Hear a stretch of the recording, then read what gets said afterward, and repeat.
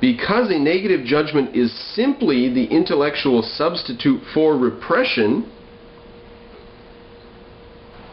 intellectual substitute for repression. So when you have a negative judgment, you're just substituting in your mind. Instead of repressing that and not doing anything about it, you react with a no. You say, no, I don't want it. Because you do. You do want it. So it's simply the intellectual substitute for repression.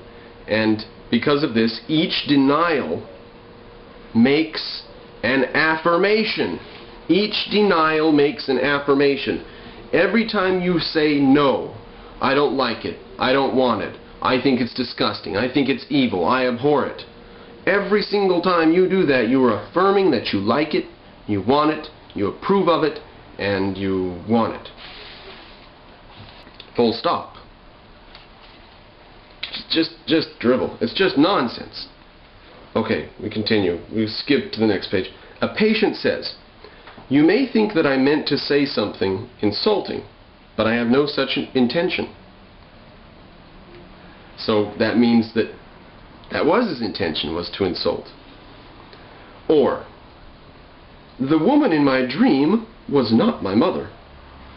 From this, the analyst can conclude what? What does the analyst conclude from that? That the woman in his dream was the mother. So you can never clarify anything. Everything that you ever try to clarify just reveals that inside your mind you've got it all wrong. Because we're not rational, I guess. I don't know. I don't know what. Where does this come from? Where does this come from? And we're almost done with the introduction. It doesn't get better once it gets to Freud himself. Now he quotes George Grodeck, G-R-O-D-D-E-C-K, as apparently getting along with Freud in this way intellectually. I don't know if they ever met or anything, but here's what Grodeck says: "You will never go wrong in concluding that a man has once loved deeply whatever he hates, and loves it yet." You'll never go wrong in concluding that. Fill in your mind, what do you hate? You hate communism?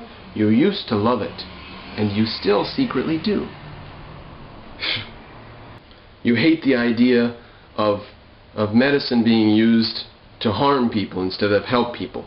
Like, for example, Freud, or the Nazi doctors that used to tie people down and operate on them without anesthesia, supposedly for scientific purposes, but it really wasn't.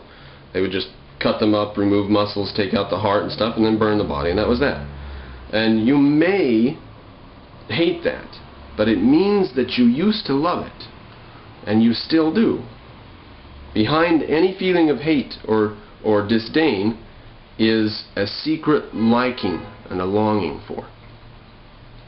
He says you'll never go wrong concluding this. That he, the person who believes something, hates something, that he once admired and still admires what he scorns, that he once greedily desired what now disgusts him. Anything you don't like, you actually love. Now, page 16, just one sentence here. Now, a neurotic is someone who's mentally not healthy. Neurotics are unable to analyze their own mind. They're evading things constantly. And within the context of Freud's writings, quote, eroticism, being erotic and liking sex and sexual stuff, eroticism is a form of neuroticism, neurosis. Why? Why? Why are you neurotic and unhealthy and self-evasive if you like sex? Why? That is bizarre, isn't it?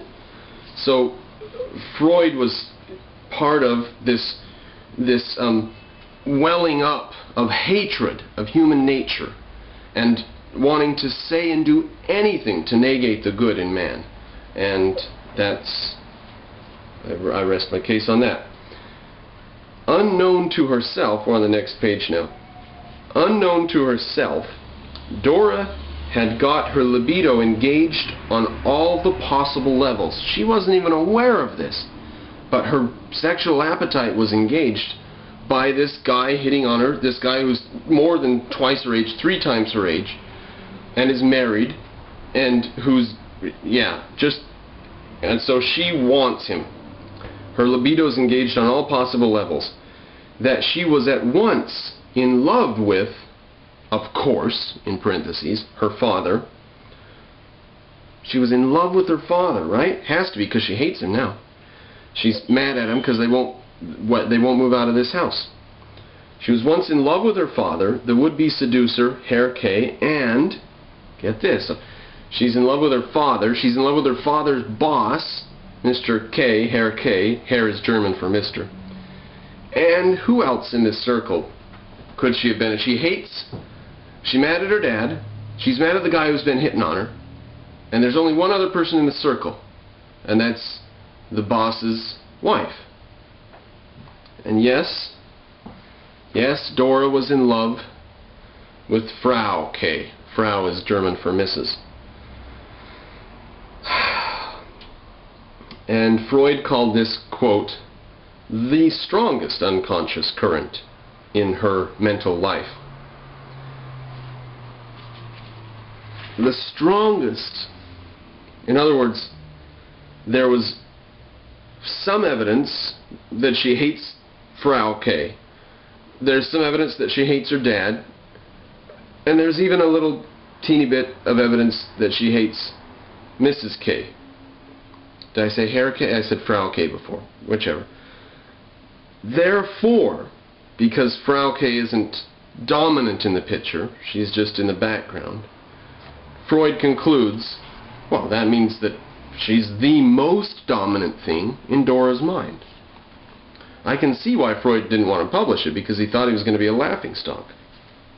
Dora, when Freud told her this, Dora was like, no, no. She expressed disbelief.